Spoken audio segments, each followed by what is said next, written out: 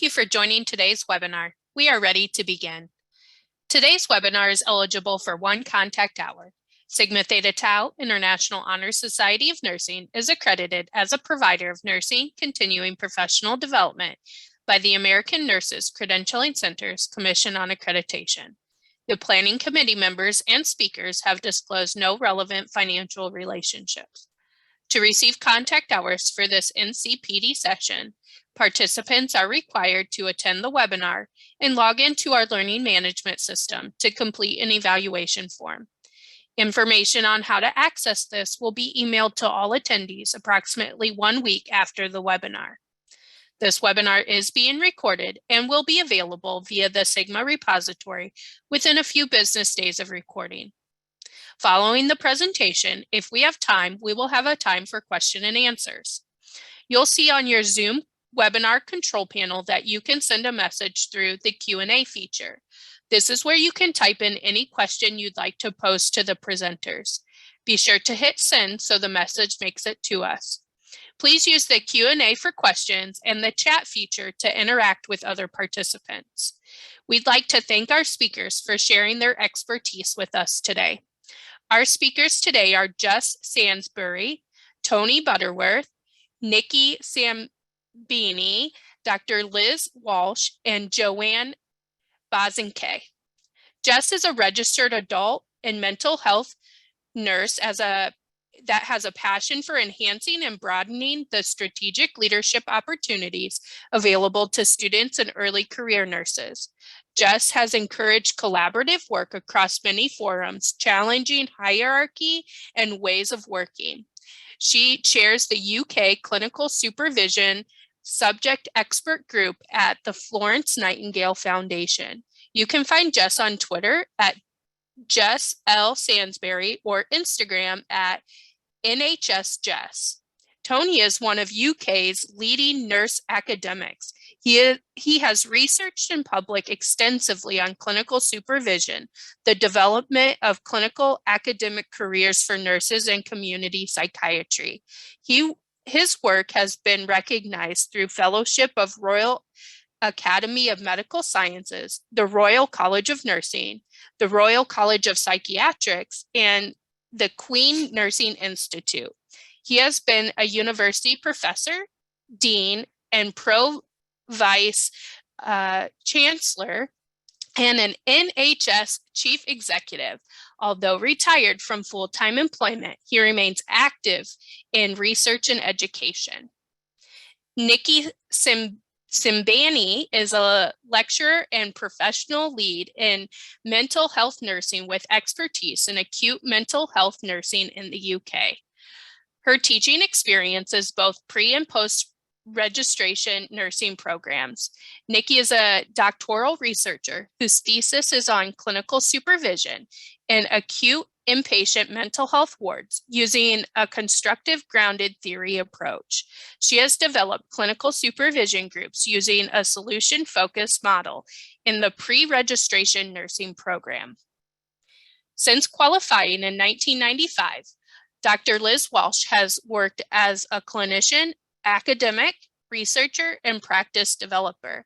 She is the UK professional lead for justice and forensic nursing at the Royal College of Nursing and an honorary senior lecturer at the University of Manchester.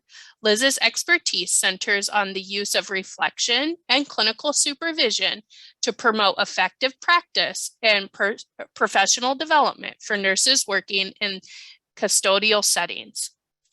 And then Joanne, our last panelist, but of course not the least. Joanne is the chief executive at the Foundation of Nursing Studies in the United Kingdom and a proud Sigma member. Joanne works proactively with other organizations to develop population-focused, person-centered care and approaches to care. Joanne holds honorary academic posts along with mentoring and coaching other nurses to enhance their field of practice, leadership, and career options. We're going to turn it over to the panelists today. Thank you for joining us. Thank you so much, Linda, for that lovely introduction. If I could have the next slide, please. So Linda's done such a fabulous job of introducing everyone, so I won't say much more on this, but just so you know the structure of today's session. So I'm going to set the scene a bit for what we're up to over at the Florence Nightingale Foundation with our National Clinical Supervision Subject Expert Group. Then I'm going to hand over to Tony, who is going to talk about what is clinical supervision. After Tony, Nikki will talk to us about pre-registration education and clinical supervision. Next up will be Liz, who will talk about the impact of clinical supervision on practice. And then finally, we'll have Joanne talking about person-centeredness and professional identity. And then we will hand over to you for some questions. There will be plenty of time for those, so please do utilise the Q&A function so that we can get as many in as possible. So I'm going to go to the next slide. Thank you. So as I said, my job today is to set the scene a little. I love a bit of storytelling. As mentioned, I am an early career nurse. I'm rapidly approaching my second year of being on the UK nursing register, so not very long at all.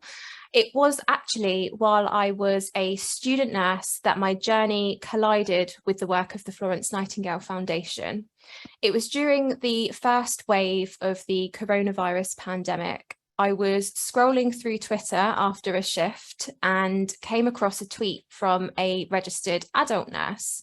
She was seeking an outlet to talk through her clinical experiences during the pandemic, to reflect and be able to move forward. She was also feeling guilty for even vocalizing this, as she knew of the extreme pressures her colleagues were also under. And I'm sure many of us can relate to this. So what happened next? And that's what this slide's all about. A number of us who work in mental health, we wanted to help our colleagues, peers and friends working in physical health. And this is where the topic of clinical supervision came in. Many nurses in physical health here in the UK at this point did not receive regular clinical supervision. Some didn't even understand what it is, as that is not always covered in pre-registration nursing education. At the time, I held a national student representative role and I had access to a virtual platform. It was using this that we pulled together a group of experts on clinical supervision, and they were able to share, educate and inform. This resource is still available today and we'll share it with you all after today's event. But we didn't stop there. The group of clinical supervision experts and enthusiasts wanted to continue to collaborate and help the profession, at which point the Florence Nightingale Foundation convened its National Clinical Supervision Subject Expert Group. Now, that is a bit of a mouthful, so I may default to using an abbreviation and call it the CSSEG at some points too. So the CSSEG aims to influence the opportunity to access clinical supervision for nurses and midwives. We recognise that one size doesn't fit all and agreed that our common purpose was not to redefine clinical supervision, nor to advocate for a particular model. We value the many initiatives that are happening both in the UK, which is obviously where we're based, but also globally. But we define our role as advocating for an underpinning structure grounded in policy, which will enable nurses to access a consistent standard of clinical supervision in a sustained manner. So what have we been doing since 2020 in that tweet? What are the highlights? So putting issues on the agenda. Through the SEG's work to date, and wider conversations and discussions through social media and other platforms, it is clear that the involvement of our nursing regulator, which is the Nursing and Midwifery Council in the UK, is essential. We have worked with our regulator, the NMC, most notably to recognise that clinical supervision is a core part of clinical practice hours for student nurses. Now, the next one, networking the movers and shakers. We continue to utilise our network to bring together the national leads for clinical supervision, our professional body, charities, academics and others to keep pushing this agenda forward. Increasing the evidence base. Now, we know that there is a lot of evidence already in regards to clinical supervision, but that doesn't mean that we should not continue to add and update it. We have had a flurry of articles published with more to follow, and a shout out to the Nursing Times for helping us with that. Sharing learning and best practice. We want to share best practice as widely as possible. And so we are building a repository of case studies which will be publicly available. And we also deliver webinars and share those recordings where we're able to. A home for clinical supervision champions. We don't want the champions of clinical supervision to feel isolated in a role, so we aim to bring them together as much as possible. And this has started to cross the waters, with our international connections growing too. And then finally, re-engaging the professions. This conversation has been happening for over 30 years now, and we are ensuring that it is at the front of minds, utilising online platforms such as social media and webinars, as well as building on the evidence base. Now, I don't want to steal his line about the Renaissance, so I won't say it. So this seems like the perfect opportunity to hand over to Tony. So Tony, over to you, and next slide, please. Hi everyone, my name is Tony, Tony Butterworth. I'm really pleased to be able to share this seminar with my colleagues and talk to you all at this event. I am by background a nurse, quite a long time ago now since I qualified. I've worked in mental health services, in acute general medicine services, in the community, and also in hospital. So I've had a width of experiences where nurses work, what they do, and what makes them anxious, I think would be the cornerstone for me. If I think back to some 25 years ago, there were some interesting things going on in the areas where I was working. And that's what I want to share with you, to say, why is clinical supervision necessary and why is it important?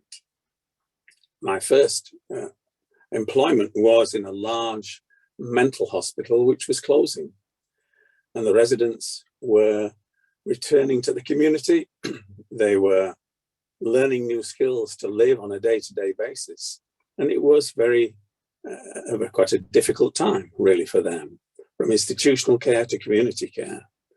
Interestingly, the nurses who were looking after them were also institutionalized, and they in turn were also having to move from hospital care to community care.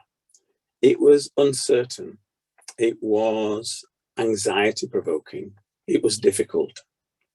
So how could we help them? What could we do? And our work around clinical supervision in Manchester was beginning to take shape. We thought, well, perhaps we can use some of the principles which were already abroad in psychotherapy and in social work and in teaching to look at how might supervision be supportive and helpful.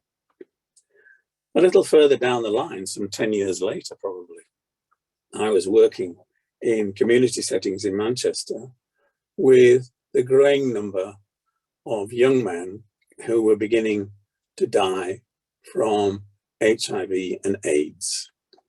This was very difficult work for community nurses in particular, district nurses who had worked with families and predominantly older people in the community, or those recovering from physical ill health, who were now having to work with an illness they knew very little about and worried about. How might they keep themselves safe?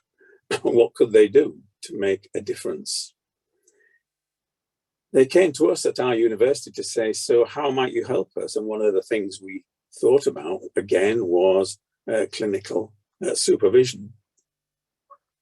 If you look at the constant themes which emerge around supervision, then they're fairly constant. They are, for example, skills that need to be constantly redefined and become important throughout one's professional life. That ability to reflect, to think on, to adapt the skills that you have to new settings. Equally, however, this necessity of a critical debate about your practice and those you work with as a means to professional development. Nurses, in my experience, certainly, when I was a fairly recently qualified nurse, did not like to offer critical views about the work that they did. They thought it was a criticism of them, not about the work and how it might be done differently or better. Particularly in the community setting, we've thought one of the themes which was emerging and constant was offering this protection to independent and accountable practice for those working by themselves or in isolated settings. And it soon became clear that what we should do was introduce people, as students and beyond, to a process of understanding clinical supervision, and it should begin in their professional training and education and continue thereafter as an integral part of professional development. Often people's experience of training as a professional nurse was you qualified and then you moved on. But this ability to reflect, to continuously learn and develop wasn't always encouraged or thought about purposefully. The other thing we soon found out, working with both the groups which I referred to earlier, was supervision requires time in a working day and energy, and it's not a casual or an incidental event. And it soon became clear, as you will see, that clinical supervision is a safety critical activity, and more of that anon.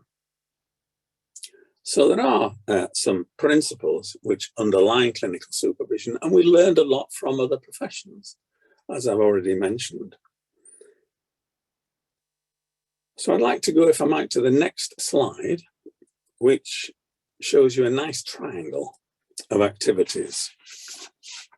And we often think about the work of clinical supervision as having these three components that you see there. In some work which was originally developed by Bridget Proctor in the late 90s and early 2000s, she described clinical supervision with social workers, youth workers, and teachers as having these three particular components.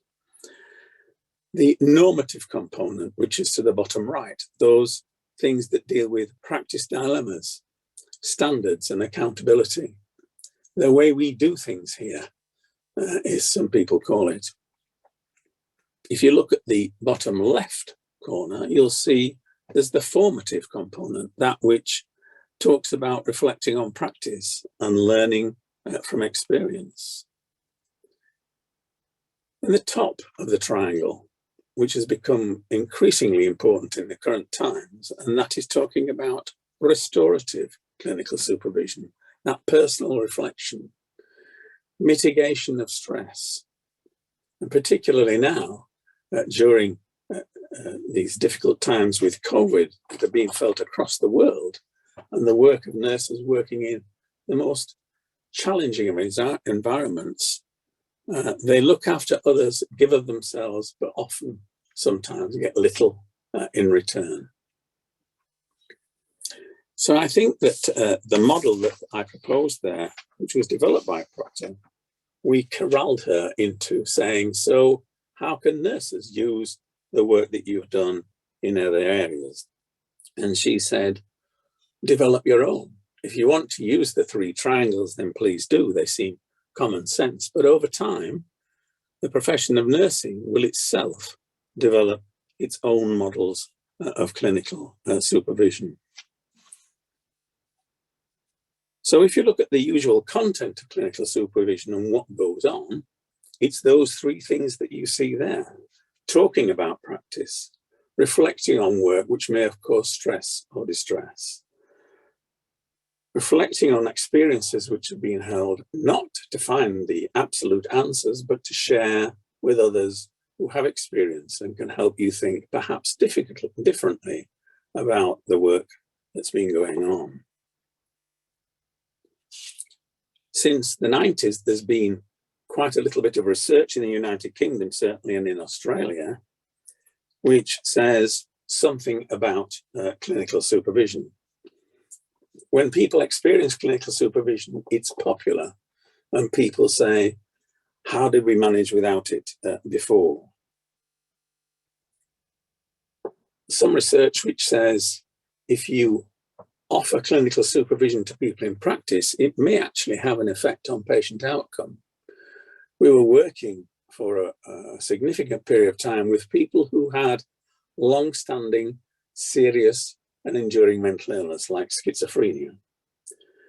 And we found that those nurses who were offered clinical supervision actually had a different effect on the clientele they were working with than those who didn't. So we sort of think, we cannot be positive, absolutely certain, but we sort of think it may have an effect on patient care to the advantage of people who are undergoing serious chronic illness. There are some uncertainties about clinical supervision, which we'll hear more of later on from my colleagues, but there is little doubt that we're gaining new traction, a renaissance we're talking about here in the United Kingdom, where we are seeing a whole cohorts of people being trained in the delivery of and working with people offering clinical supervision. We now have significant numbers of our nurse workforce, certainly in England and in Scotland and Wales, who have been prepared and educated to offer clinical supervision. So I think from its early beginnings, we're now seeing something of a renaissance and awareness as the profession itself begins to embrace clinical supervision more purposefully. I'll now hand to my colleague to follow on from me. Thank you.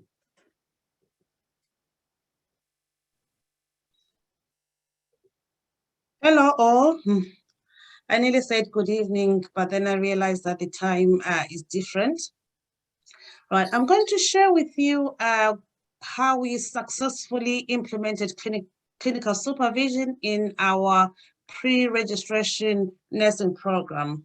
And this included all fields of nursing from the UK. This is adult nursing or general nursing, children's nursing, learning disability, and mental health nursing. So we implemented clinical supervision to all the nursing group. So the background of this, we realized that when our students returned from clinical practice, they talked a lot about their clinical experiences, and some of the experiences were positive, but most of the times they were very challenged, and at times they wanted reassurance, and at times they wanted people to hear their stories. So we felt that clinical supervision was the right platform for our students. Like Tony has said, there's a lot of literature out there about clinical supervision, but then not so much about clinical supervision in education, but it is there. So we decided to use a solution-focused approach. So we didn't offer therapy as such, but then we used the approach. So our reason for using solution-focused approach, we wanted a clinical supervision which was goal-oriented, which means that we wanted our students to take something from the clinical supervision, because otherwise, some of the challenges that people have presented, they say at times it ends up like a session where people can come and talk about challenges, or a morning session, but then we didn't want that. So we wanted our students to take something out of that. Therefore, we used the solution-focused approach. And also, we wanted our students to find something positive in their clinical experiences, because as we all know, there's that tendency of saying, oh, I don't think I did that very well. I was asked to do an injection, but then I didn't know where to start. So we wanted students to recognize that there are some positives in any situation. And the other thing, we didn't want them to dwell too much on the past. We wanted them to focus forward and have some solutions for their clinical experiences. Therefore, solution-focused seemed the best for us. And after that, planning was the next thing. We did a lot of planning in terms of planning groups and timings for our clinical supervision. And since it was for the whole pre-registration program, we needed to make sure that we've got smaller groups. So we utilized what we call personal tutor groups, and then which consisted of about 10 to 12 students. And clinical supervision sessions were then set every time when the students returned from clinical practice.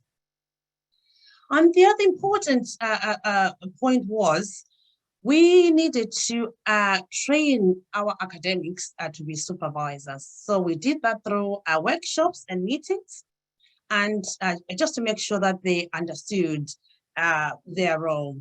And also we had to train our students as well, because students also needed to understand their role as presenters and also as group members. What exactly did they need to do? So for the group members, we did emphasize that when one of their colleagues is presented, they need to clarify the case, and they need to make sure that they understand. And also, they need to help the presenter to see the positives in what they've presented. So students understood what, not only that, and what clinical supervision is, and the literature behind the importance of clinical supervision. And like I said, so the planning has already been done, and these sessions, which are stipulated over the throughout the year, every time they return from clinical practice, they have that platform to share their experiences. And what was also important was to develop some resources as well. So we developed ground rules, a ground rules form where students needed to set some ground rules. Obviously, things like confidentiality were key, and not naming the patients, they are places of work. And also, we also designed a sign-up sheet where students would put their names and their dates where they will be presenting. So these already planned sessions, then they will then put their names in terms of when they will deliver or when they will present. And also what was also developed was a preparation guide. So this guided the students in their thoughts so that they have a clear objective as to what exactly they want to talk, what they want to gain, and then their case. And afterwards, it also prompted them to think about what they're taking from the session, since it's goal-oriented. We found that clinical supervision worked very well when it was delivered in person, because it also offered us an opportunity to debrief students, say, because the time students do get upset about things that have happened in clinical practice. So it does give that safe place, and it gives academics that opportunity to signpost the students if need be, and to offer that debrief. We found that during the global pandemic, during COVID, clinical supervision worked very well for us. But however, we had to deliver it online. And we had to increase the frequency as well, because at that point, the need was not just the stress, but most students were scared. They were scared. So having that time to sit down and talk about their experiences and their fears, it did help. And therefore, students have evaluated clinical supervision very well. And they indicated that it has provided them with a safe place, And it has made them realize that other students are going through the same experiences. And we found that a lot during COVID. So when students were saying their experiences, and some other students will say, oh yes, I experienced that, and this is how I dealt with it. So that was really good. And they also indicated that they experienced reduced stress levels, and importantly, that their relationships between each other students and with personal tutors increased. And not only that, and their knowledge as well. They talk a lot about how clinical supervision has increased their knowledge and skills. Thank you. I will hand over to my colleague, to my next colleague.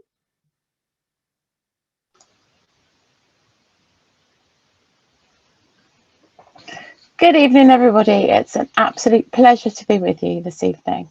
As we've already mentioned, my name is Dr. Liz Walsh, and I'm the Professional Lead for Justice, Forensic and Defence Nursing at the Royal College of Nursing.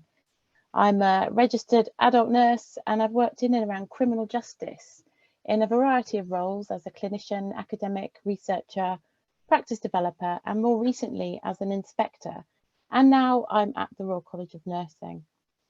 I've been interested and passionate about clinical supervision since I worked with Professor Dawn Freshwater on a national project to implement and evaluate clinical supervision into prison healthcare settings across England and Wales. I subsequently worked with prison officers to embed supervision into their practice and suggest that the principles and value of supervision cannot be underestimated for professionals caring for others. However, clinical supervision is not only important for those caring for others, but to ensure that we care for ourselves, but more of that shortly. It was my PhD research that crystallised some of the issues around the importance of clinical supervision in practice, and it is the learning from this which I plan to draw on to illustrate quite how I think clinical supervision impacts significantly on practice. My thoughts around this link very closely to the title of this webinar, Cultivating Psychological Safety Through Clinical Supervision.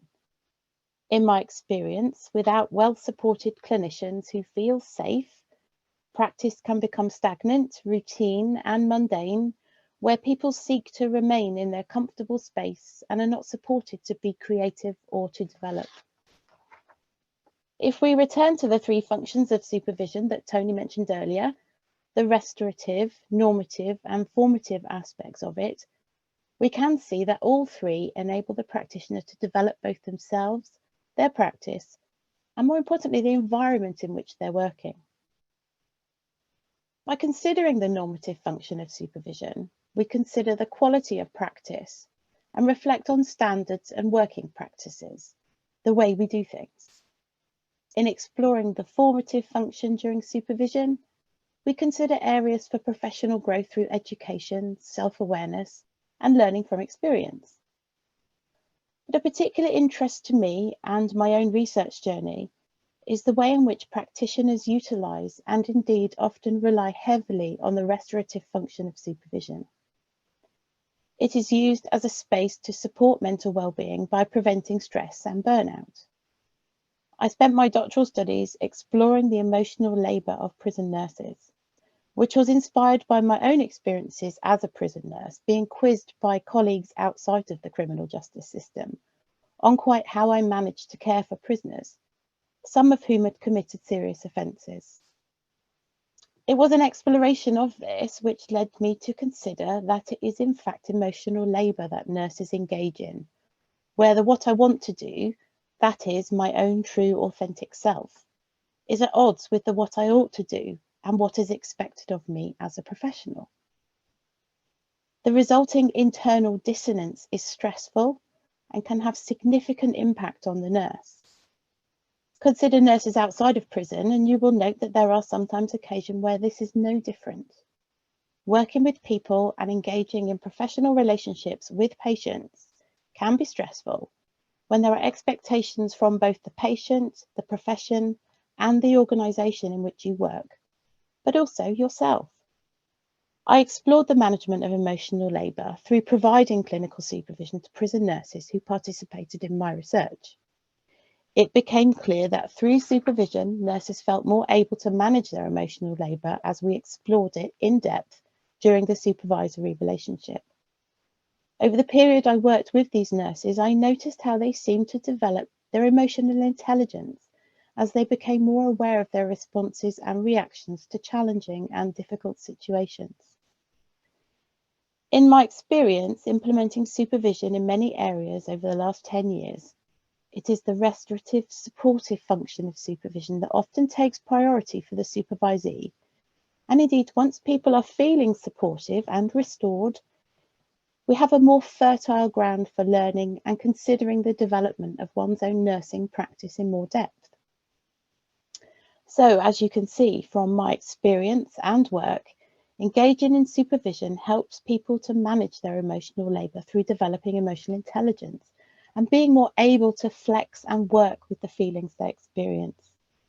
I believe that managing emotional labour effectively helps support practitioners and long-term will reduce stress and burnout.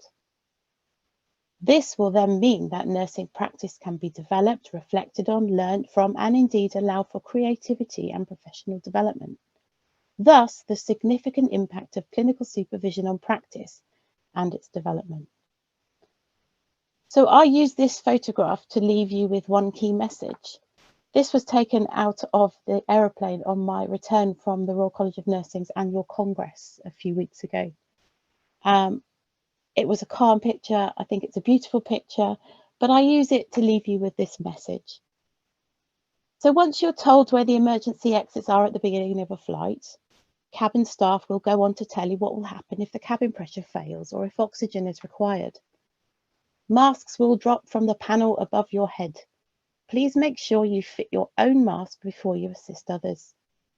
A message I have always believed is important for nurses. I see clinical supervision as the oxygen mask.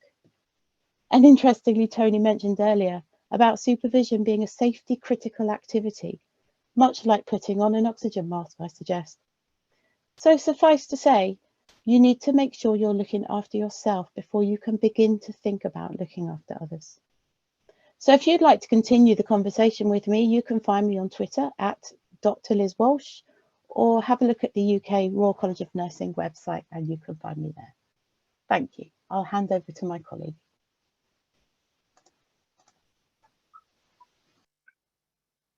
Thank you, Liz. That was just so inspiring.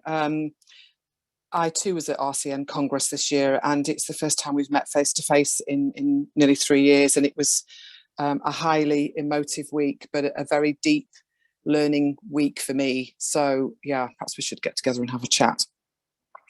So hi everybody, my name's Joanne Bosenkay.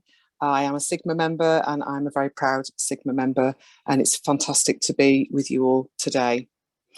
I'm just going to take us on a slightly different journey and hopefully cap this off with some challenges for us all, but some opportunities for us all as Sigma members, but also hopefully as future Sigma members, to say that we have over 135,000 people around the world. And as Ken says, be bold.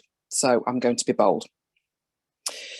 So we've got a global health worker shortage. It's probably around about 43 million now. And around the world, nurses are consistently voted as the most trusted, most ethical, and the largest regulated health and care profession. It's very powerful to say out loud. And you might assume that we're viewed as a precious commodity and therefore cared for well and valued as such. But unfortunately, this is not always the case. And so I believe now is the time that we need to stand together and we need to revisit our collective professional identities and formulate a clear plan to ensure that we are able, as a global collective of nurses and our nursing students, to achieve all 17 Sustainable Development Goals and universal health coverage. Now that's quite a big statement, and I'm a public health nurse, so I am going to say that. But we can do it. We can look at population health, and we can do this alongside person-centeredness, professional identity, and obviously clinical supervision. It's absolutely integral.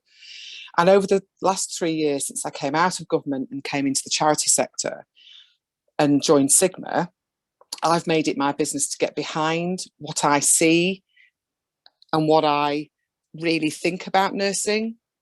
It's a predominantly female profession. It's often seen as a gift to the world. It's often viewed and perhaps felt as inferior to medicine and science. We've all been here before. This has all been said before. We're forever asking permission to be around the right tables. Nursing can be seen as subservient, apologetic, and sometimes task-oriented. And I often hear the term still now, 32 years later, oh, I'm only a nurse. I'm the student nurse. Oh, I need to check with the doctor. And this has got to stop because in order for us to be at the forefront of the current and future global challenges, such as climate change, sustainability, our ageing populations, the whole paradigm shift of care closer to home, increasing non-communicable diseases and urbanisation, all of that, we need to be clear about who we are and what we do, i.e. nursing work, why we do it, and demonstrate the impact. And that's a big ask. It's a big thing to be saying because it isn't homogenous. Of course it's not. We're all very, very individual in what we do in the careers that we undertake. But I believe really strongly that nursing is person-centred and it's relationship-centred. This is our raison d'etre. And I was thinking, well, okay, well, how does this relate to reflective and person-centred practice and psychological safety? So from other disciplines, we know that identity, our professional identity and psychological well-being are linked, and that individuals who define their professional priorities more broadly and realistically seem to be much better placed to draw satisfaction from their role. And from a practice perspective, in inverted commas, person-centeredness is an approach to practice established through the formation and fostering of therapeutic relationships between all care providers, care receivers, and others significant to them in their lives. So it is not task-oriented. It is highly complex and long-standing. Next slide, please. So as stated by Brendan McCormack and Jan Dewing, who are UK professors of nurse person-centered nursing and global academics, they wrote a paper for our International Practice Development Journal in 2019, and they said, whether or not we are committed to an explicit person-centered philosophy or focus in health and social care, it is certainly the case that a global change is happening, representing a shift in the emphasis from the primacy of managerialism and system efficiency to one that places compassionate, person-oriented principles at the centre of planning and decision-making at all levels.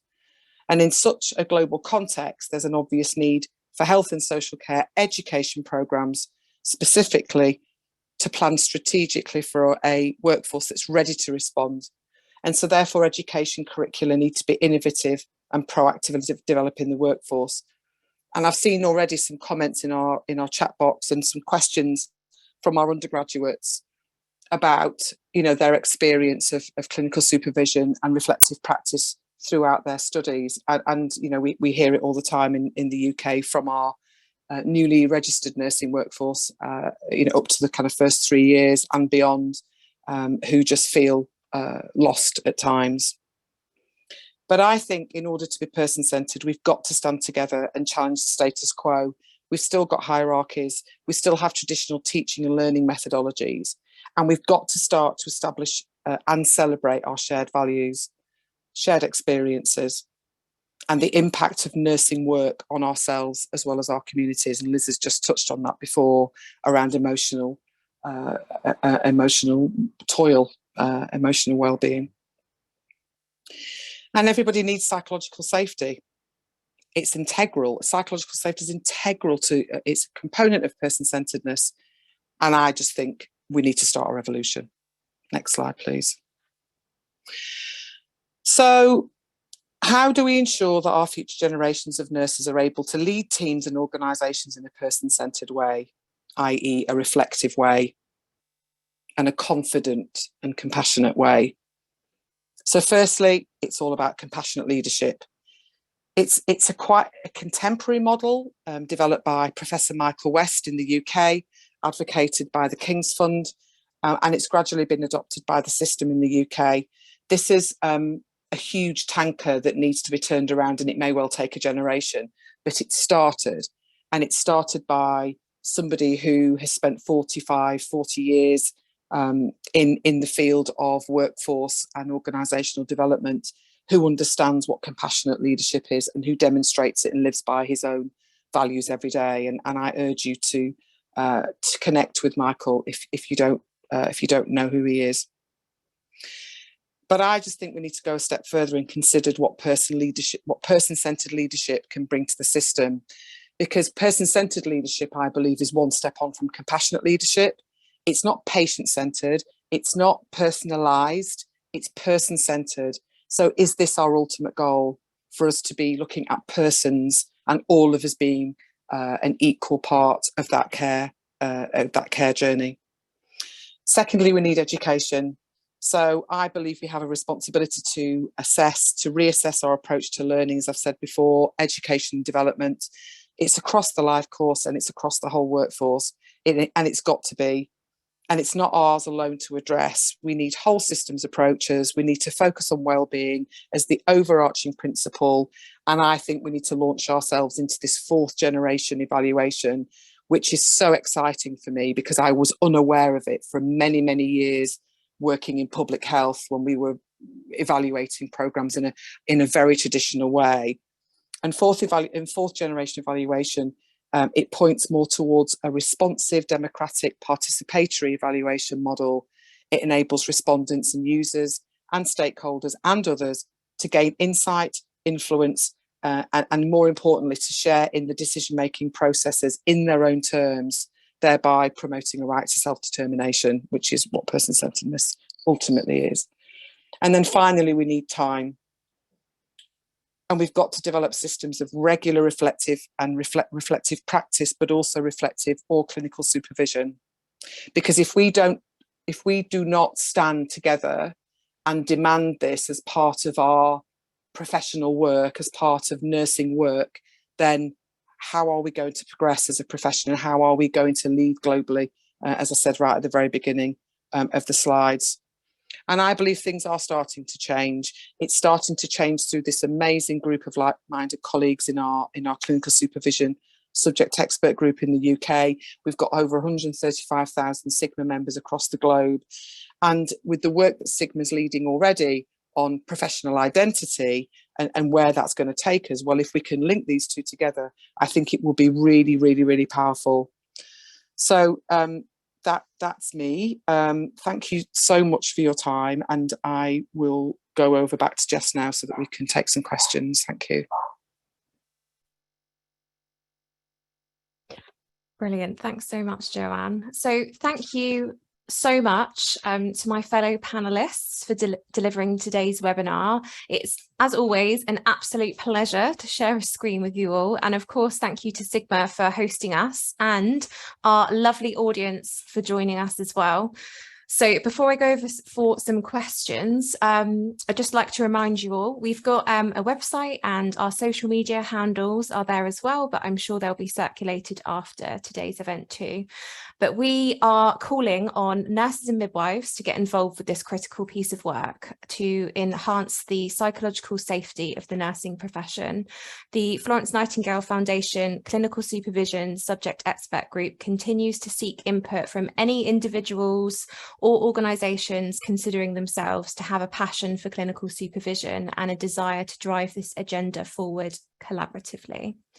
As I said, there's a page on FNF's website dedicated to the work of the SEG, which, as I've said, we will seek to develop a publicly available repository of case studies focusing on clinical supervision. There's no point reinventing the wheel, right? And we really hope that this will inspire others to ignite similar initiatives and add to that social movement of change for clinical supervision for the nursing profession. We will continue to collaborate with regulators, professional bodies, trade unions, workforce planners, executives, charities, basically everyone. So do keep the conversation going. And we've got a couple of hashtags there on the slide, which is hashtag CSSEG and hashtag clinical supervision. So if you use those, we will connect with you on socials as well. So I'm going to hand back to our lovely hosts at Sigma to see if we've got any questions from the audience. Thank you so much, everyone. Yes, thank you so much for that wonderful information. And I love that each one of you brought a different light to clinical supervision, and that really does speak volumes to the complexity of it. And we do have so many people on the webinar from different areas, and we've had many comments in the chat feature about it not being quite as extensive in the United States as it is in the UK. I know Barb said she's from Pittsburgh in the United States, that we need to start this revolution. Would love to see it be utilized in our hospitals in the United States, as we are more corporate than caring, which, really makes you go, yeah, that's true. But we also have another comment here that I want to read. It's from Vanessa. She said, I don't really have a question, but just wanted to say thank you so much for this. I feel rejuvenated and re-inspired to continue with my training. As a second year, due to my experience on placement, I've nearly left my course, but hearing that there is a movement out there for a chance in some key areas is just amazing. So that's so wonderful to hear. Do any of you want to comment on any of that? I wouldn't mind, if that's okay. Is that all right with you, Jess? I think you probably know what I'm going to say. Thank you for that. During the first and second wave of COVID, when my charity basically closed down because we couldn't engage in face-to-face facilitation with our nurses, we set up an online resilience-based clinical supervision program with a group of learning disability student nurses and mental health student nurses who, for lots of reasons, were not out in practice. And they felt such a range of emotions: guilt, shame, anger, because they couldn't be where they wanted to be for lots and lots of different reasons. And we were a little bit apprehensive of facilitating online, because we'd always facilitated face-to-face. But we were absolutely bowled over, and actually we were able to reach far more student nurses around the country who didn't know each other before, and they formed a very close group, their own kind of community of practice. And following the program, they've all kept in touch.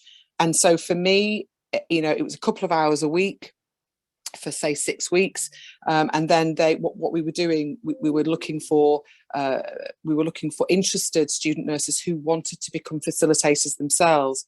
So the whole point of it is that you are enabling and growing the capacity out there, and eventually we start to walk away and go on to the next group. So what we're doing in the UK around clinical supervision is very much about building capacity. So it does work for student nurses. Absolutely. Thank you. Can I add on to Joanne's point? Thank you. I'm really grateful that this has actually resonated with some students here. Yes, it is important that students receive clinical supervision so that when they qualify, they continue to access it. And it was very important during COVID more than any other time. And therefore, we should continue doing clinical supervision in education. Thank you. Yeah, wonderful. Thank you for those insights. We do have another question. This is from Alex, and they are a training officer, nurse practitioner in forensic medicine in the UK. They say, we are just starting to develop our clinical supervision to our staff, and I'm really passionate to encourage clinical supervision, especially in our new starts in a difficult area of nursing. As we lone work, it is proving a challenge for staff to identify supervisors and even to get out of their day-to-day work to fulfill clinical supervision needs. Do you have any recommendations on a way to help achieve these needs?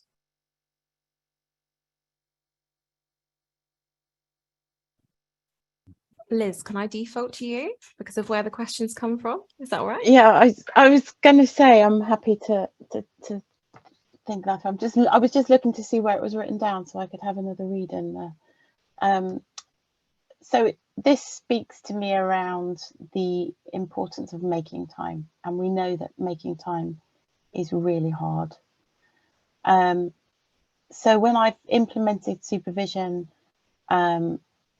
in justice settings and forensic, those kind of settings, it's really important to be creative. Allow yourself to be creative about how you can implement this. So it could be group supervision, one-to-one supervision, more frequent supervision, but for shorter, whatever works for you. And as Tony was saying, there are models and it evolves. There's no one size fits all with clinical supervision. So I think it's about having permission to be creative and think through how best it might suit you, and start slowly. Just start slowly, and then once people realize the benefit of it and start to experience the benefits of it, then people will start to make time for it. I hope that helps. Reach out, contact me. I'm happy to talk about it with you offline. Thanks, Liz. Any other top tips? I can see Tony's unmuted himself. I have. It's important. I mean, I like one of the first observations from our audience was to see if this was worth progressing in the United States. And of course it is. Absolutely. But what will happen is you will do your own thing. You will take experiences from the United Kingdom. You will take them from Australia and New Zealand, perhaps, and others. But you will do a USA thing, which is quite appropriate, more than appropriate, because your systems work in a slightly different way, but the principles will be the same.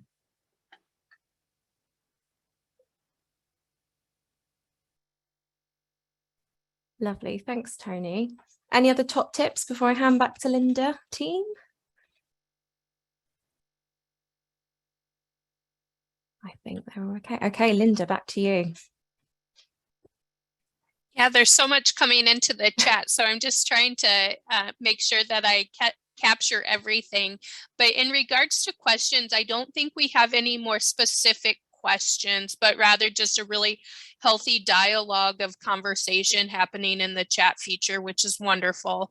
I truly encourage all of you to connect outside of this webinar to continue the conversation and follow along with the different social media that has been provided, and view the website that just provided when we brought up this slide.